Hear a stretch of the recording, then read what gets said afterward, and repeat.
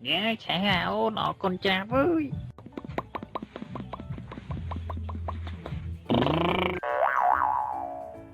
ôi tỏ mong vớiនៅក្នុងកាមេរ៉ាស្អាតអីក៏ស្អាតយ៉ាងនេះសឡើងខ្ចីញញដូចអាយុ7 10ចឹងវើយបាទសួស្ដីពុកម៉ែបងប្អូនស្មាននេះសុខសប្បាយជាទេខ្ញុំបាទតៅមិញសឿខ្ញុំបាទបានទំនេរពីការងារក៏ឆ្លៀតពេលមកថតមកប៉ុសផុសលេខក្នុង Facebook បងប្អូនទាំងអស់គ្នាកុំភ្លេចជួយចុច like ចុច share ចុច follow ម្នាក់មួយផងសូមអរគុណទុកជាមុនហ្វេនអូយនៅក្នុងកាមេរ៉ាចេញមកឃើញស្អាតឡើងផ្សោខ្ចីញញហ្មង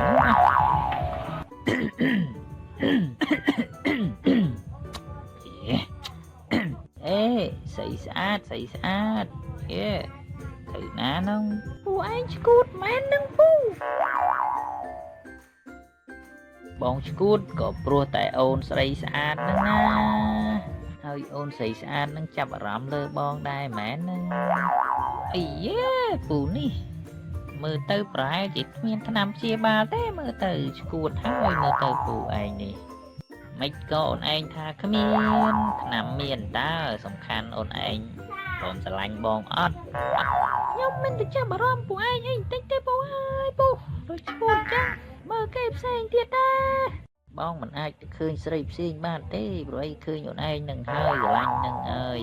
អូនឯងព្រមស្រឡាញ់បងមកបានទេ you know ស្អីស្អាតពូឯងនេះមើលទៅឈួតកែលេងឡើងហើយមើលទៅមិនបានកែម្ឡើងបងជាបរិសសង្ហាអ្នកមានណាអូនមិនមនុស្សក្រលហេមលហាមទេអូនអើយហើយពូឯងអ្នកមានហ្នឹងវាល្មិចពូអើយវាមានតាក់តងអីនឹងពូខ្ញុំស្រីស្អាតនេះវាមិនតាក់តងអីទេតែគាត់ថាពូឃើញហើយវាដូចជាមាននិស័យហ្នឹងក្មួយស្រីស្អាតហើយពូប្រាប់ឲ្យដឹងហ្នឹងខៃឡូស្រីស្អាតមិនដឹងថាពូជាអ្នកមានហ្នឹងហើយតោះមិនភ័ក្រយើងទៅអង្គុយខាងនោះវិញអង្គុយចិត្តតានឹងខ្លងចុយមកអូអេវ៉ៃស្រីស្អាតពីរនាក់ឯងខំឲ្យដៃឲ្យជើងប៉ុណ្ណឹងហើយធ្វើមើលមិនឃើញឯងទៀតយ៉ាប់មែនពូជួយយន្តពូចេញពីកន្លែងចតនឹងផងបីស្ទះគេពេញផ្លូវហើយពូអីគេអូនណាឈប់តិចតួចធ្វើឯងណាស្ទះផ្លូវអីមុំហ៎ឯងឃើញអញស្លៀកពាក់ស្អាតបានប៉ុណ្ណឹងកាយគ្មានមកដេញអញផងហើយបើអញចង់ឈប់នៅហ្នឹងឯងចង់ធ្វើអីអញអូនបាទពូខ្ញុំមិនចង់ធ្វើអីពូទេគាត់ថាវាស្ទះឡានគេចូលដល់ពូអើយពូឯងលោមានឡានភ្ញៀវអីចេញចូលទៅវាបុករថយន្តពូឯងហ្នឹងណាមួយកុំឲ្យមានបញ្ហាដល់ខ្ញុំនេះនៅចាំកន្លែងពូអញមិនយកចេញឯងចង់ធ្វើមិនអញចោះយ៉ាគឺអត់បើពូឯងនៅតែរឹងក្បាលហ្នឹងខ្ញុំត្រូវផាកពីនៃពូឯងអូនឯងនឹងស្អីគេមករੂផាកពីនៃពូនេះអូនឯងនឹងទៅហ៊ានពេអឹមមែនឬក៏ប៉ូលីសចរាចរណ៍អូនធ្វើសន្តិសុខតាកអូនអីបាទពូខ្ញុំសន្តិសុខតែខ្ញុំមើលការងារខុសត្រូវទាំងអស់នៅជុំវិញទីកន្លែងហ្នឹងណាពូចឹងហើយពូឯងជួយយកយានជំនិះពូឯងទៅដាក់នៅកន្លែងណាដែលកុំឲ្យជាកន្លែងហ្នឹងទៅពូអើយអាកូនណាគាត់ឈប់មកផ្លេតសោះដេញខ្ញុំបើគេឲ្យលុយមើលធ្វើមើលមិនឃើញអាកូនបើគេឲ្យលុយតិចតួចហ្នឹងស្រួលជេរម៉ែគេទៀតដែកនេះវើយពូឯងនិយាយចឹងដូចជាមើលងាយសន្តិសុខដូចជាខ្ញុំនេះតែហើយពូសន្តិសុខគេផ្សេងសន្តិសុខខ្ញុំនេះផ្សេងណាពូឯងបែងចែកឲ្យវាច្បាស់លាស់មើលពូឯងប្រៀបធៀបចឹងដូចជាមិនត្រឹមត្រូវទេពូអូយវាមិនអាចកូឡានទៅនេះអាកូនងាប់ម៉ូតូឡើងកញ្ចាស់ខ្ញុំស្មានទៅវ៉ានថ្មីវាពាក់ឡើងលុយអូនណាជួយរុញម៉ូតូឲ្យពូតិចមើលវិញធាក់ឆេះសោះអើយម៉ូតូខូចហើយពូអើយឡើងកញ្ចាស់ហ៎អត់ខូចទេអូនអត់ខូចទេតោនឹងឲ្យតែពូទុកយូរបន្តិចគឺវាធាក់ឆេះទេចាំតើអារុញបានវាឆេះអាអូនអូចឹងទេពូតោះគ្រឿងនេះយ៉ាងរុញទៅ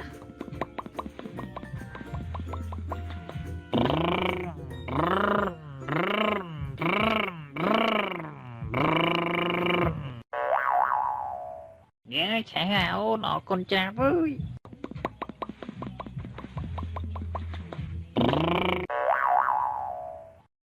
រឿង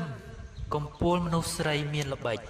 កាលពីព្រេងនាយមានបុរសម្នាក់មានប្រពន្ធម្នាក់រស់នៅជាមួយគ្នាតែពុំមានកូនមួយសោះលុះពេលយូរទៅប្រពន្ធក៏មានសហាយប្រុសថ្មីហើយប្រពន្ធនោះក៏បាននាំសហាយនោះមកដេកនៅក្នុងផ្ទះនៅពេលដែលប្តីមិននៅថ្ងៃមួយប្តីបានចេញទៅក្នុងព្រៃដើម្បីរកម្ហូបអាហារលុះដល់ពេលថ្ងៃក្តៅក៏បានចូលជ្រកនៅក្រោមដើមឈើមួយនៅក្បែរផ្ទះលោកតាពេលប្តីបានឃើញដូច្នោះប្តីក៏បានឆ្ងល់ហើយក៏ដើរទៅជិតចំណែកឯប្រពន្ធវិញក៏បានអុយធូបហើយចាប់ផ្ដើមអន់ស្រន់អ្នកតាអោលោកអ្នកតាអើយខ្ញុំមិនចង់យកប្តីខ្ញុំទេប្តីខ្ញុំចាស់នេះខ្ញុំចង់យកប្តីថ្មីមួយទៀតសូមលោកតាជួយកាច់ប្តីខ្ញុំចាស់នេះឲ្យស្លាប់បាត់ទៅខ្ញុំនឹងសែនមន់មួយណែឯប្តីបានលើប្រពន្ធនិយាយដូច្នោះក៏បានឆ្លើយឆ្លងនៅក្រោយតមលោកតាបើនាងឯងគិតដូច្នេះហើយរឿងនេះវាងាយទេនាងឯងទៅផ្ទះវិញរកមេមន់ណាដែលមានពងក្រាបហើយធ្វើឲ្យឆ្អិនស្ងោរវាឲ្យឈ្ងុយហើយយកឲ្យប្តីនាងឯងស៊ីទៅវានឹងស្លាប់ហើយនាងប្រពន្ធនោះបានឮដូច្នោះហើយស្មានថាលោកតាបង្គាប់ក៏ប្រញាប់រូតរះត្រឡប់មកផ្ទះវិញដើម្បីទៅរកមេមន់ណាដែលមានពងហើយចាប់ផ្ដើមធ្វើឲ្យប្តីហូបដើម្បីនឹងឲ្យប្តីនោះឆាប់ងាប់អាងនឹងយកប្តីថ្មីលុះពេលដល់ប្រឡប់ប្តីក៏ត្រឡប់មកពីព្រៃឯងឯងបានអីហូបបាយនេះថ្ងៃនេះឯងចាលោកប្តីថ្ងៃនេះខ្ញុំមានមេមន់ហើយនឹងពងស្ងោរឆ្អិនរួចជាស្រេចដើម្បីទុកឲ្យលោកប្តីវិសាដើម្បីមានកម្លាំងហ្នឹងណាលោកប្តីចឹងឯងលើកបាយមកហើយនឹងមន់នោះមកដើម្បីហូបអាងនឹងដេកពួនអញ្ចឹងពួនក៏លើកបាយនឹងម្ហូបដែលរៀបចំរួចជាស្រេចយកមកឲ្យប្តីពិសាពេលប្តីបានដឹងរឿងដូច្នោះហូបបាយរួចហើយក៏ធ្វើជាឈឺអាយឯងអើយមិនហូបបាយហើយមិនដូចជាមានអារម្មណ៍មិនស្រួលខ្លួនសោះចំពោះឈឺក្បាលមុនមុខឯងអើយប៉ុណ្ណោះអនណាពេលឃើញប្តីដូច្នោះគិតថាប្តីនឹងស្លាប់ដោយពាក្យលោកតាថាឯនោះក៏ធ្វើខ្លួនជាស្លាប់ទៅឯប្រពន្ធក៏បើកទ្វារនាំប្រុសសហាយឲ្យចូលផ្ទះដើម្បីយកមកដេកជាមួយស្រាប់តែពេលអ្នកទាំងពីរកំពុងតែនិយាយគ្នាប្តីដែលធ្វើសន្លប់ធ្វើឈឺក៏បានក្រោកឡើងមកអង្គុយឯងអត់ស្រួលខ្លួនទេឯងអើយឈឺពោះឈឺក្បាលណា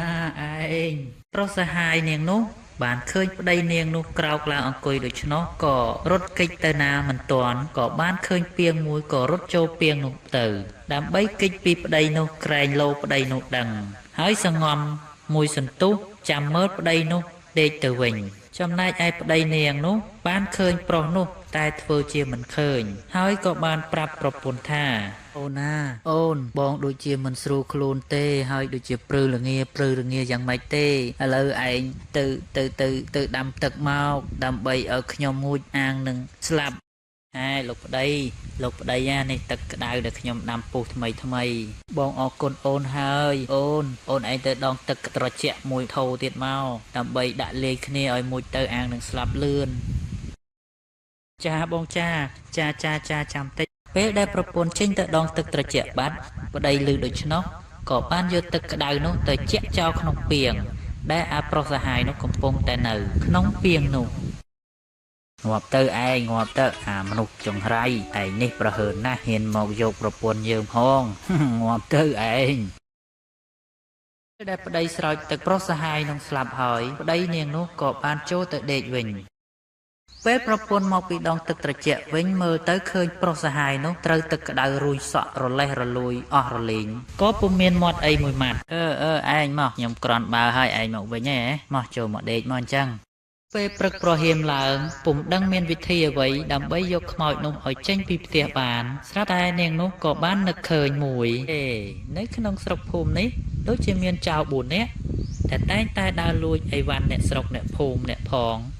យើងនឹងគិតថាឲ្យចៅ4នាក់នោះនឹងយកខ្មោចនៅក្នុងផ្ទះយើងទៅចោលនៅឯព្រៃនេះឲ្យបាន នាងនោះគិតហើយក៏ដើរខ្ចីហូលផាមុងអាវប្រេរបស់អ្នកស្រុកមកហាលជុំវិញផ្ទះចំណែកឯចៅទាំង4នាក់នោះបានឃើញហើយក៏ព្យនុំគ្នាថានាងម្នាក់នេះមានដែរតើ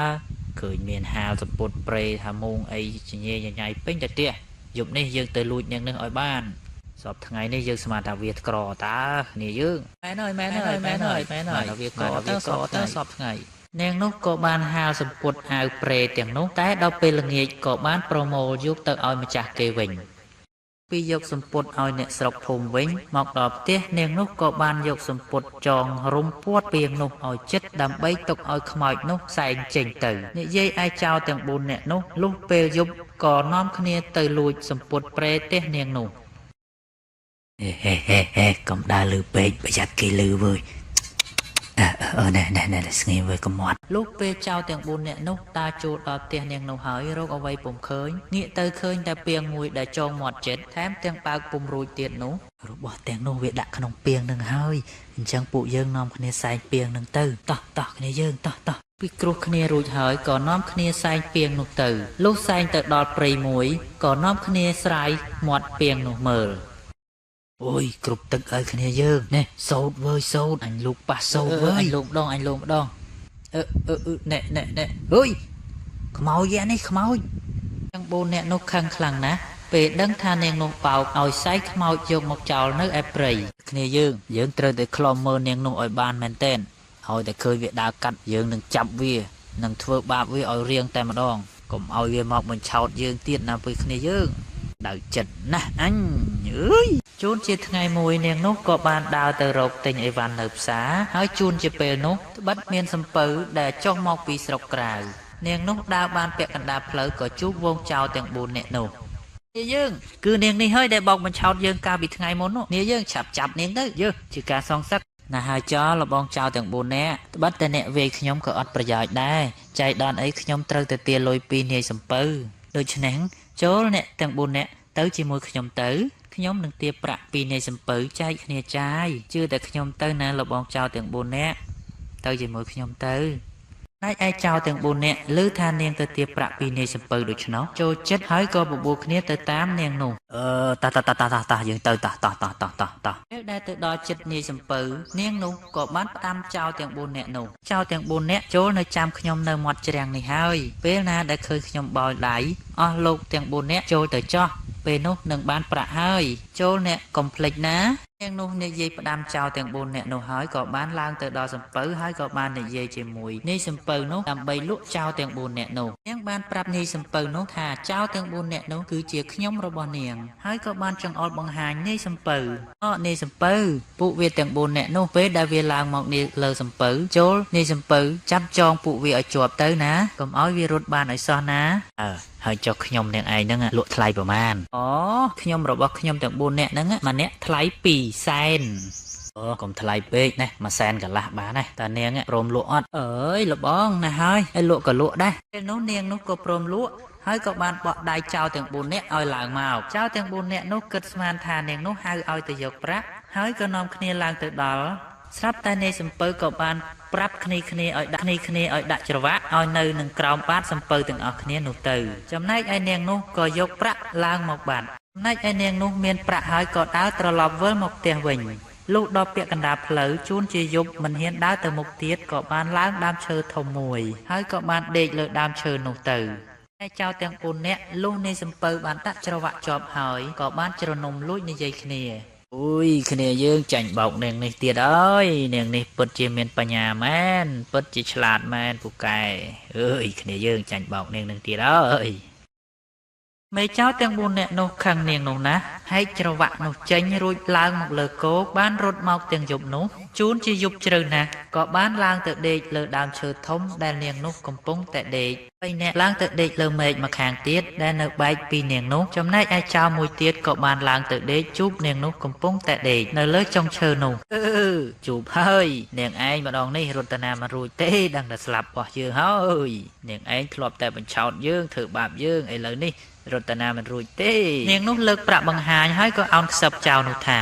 ណែកុំមាត់លបងកុំឲ្យលបងទាំង3នាក់នោះដឹងយើងចេះទៅគិតគ្នាទៅ ឥឡូវអ្នកឯងស្រឡាញ់ខ្ញុំទៅយើងយកប្រាក់នេះទៅរកស៊ីជាមួយគ្នាហើយអ្នកកុំធ្វើបាបខ្ញុំអីណាយ៉ាងម៉េចដែរលបងគ្នាជាប្តីប្រពន្ធ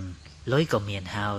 យយើងទៅរកស៊ីឲ្យស្រួលជាងនេះទៅទៀតណាពីអ្នកលបងឯងហ្នឹងហើយនឹងខ្ញុំណាយ៉ាងម៉េចដែរលបងណែនាងឯងនេះពិតជាប្រាជ្ញាធំមែនបានជួបគ្នាជាប្តីប្រពន្ធគិតថាជាសំណាងរបស់បងហើយអូនហេខ្ញុំក្រែងលោលបងស្រឡាញ់ខ្ញុំមិនស្មោះចំណែកឯខ្ញុំវិញ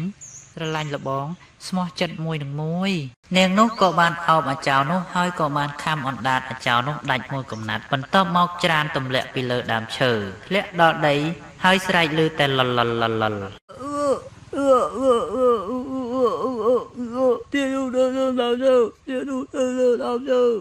ឯចោរទាំង3នាក់នោះបានឮសំឡេងលដូច្នោះក៏គិតថានាយសំពៅតាមមកចាប់ក៏បានលោតចុះពីលើដើមឈើនោះរត់ទៅក៏ស្រែកហៅគ្នាគ្នាយើងរត់ទៅនាយសំពៅដេញមកទៀតហើយគ្នាយើងឆាប់ឡើងរត់ទៅអ៊ីលឿនរត់ទៅអ៊ីលឿនមកគ្នាយើងតោះមកទៀតហើយពេលដែលចៅនោះរត់បែកជើងគ្នាអស់ហើយនាងនោះក៏បានចុះពីលើដើមឈើហើយក៏បានយកប្រាក់ឲ្យប្តីទៅរកស៊ីជាមួយប្តីយ៉ាងសុខសប្បាយជារៀងតទៅ